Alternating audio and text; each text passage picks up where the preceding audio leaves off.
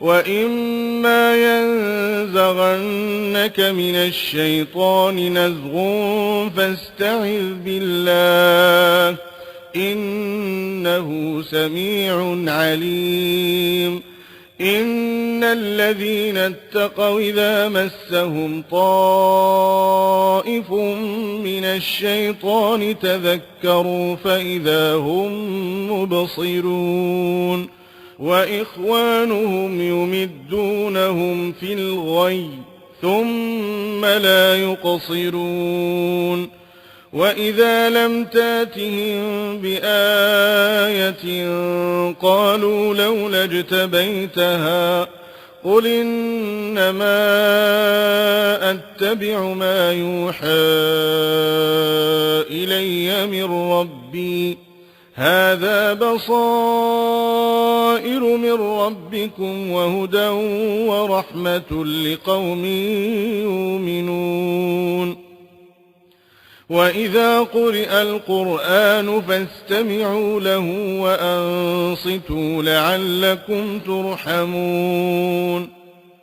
واذكر ربك في نفسك تضرعا وخيفة ودون الجهر من القول بالغدو والآصال ولا تكن من الغافلين.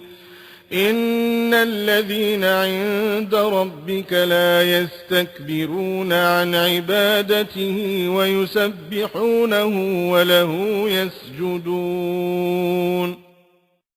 بسم الله الرحمن الرحيم. يسألونك عن الأنفال قل الأنفال لله والرسول فاتقوا الله وأصلحوا ذات بينكم وأطيعوا الله ورسوله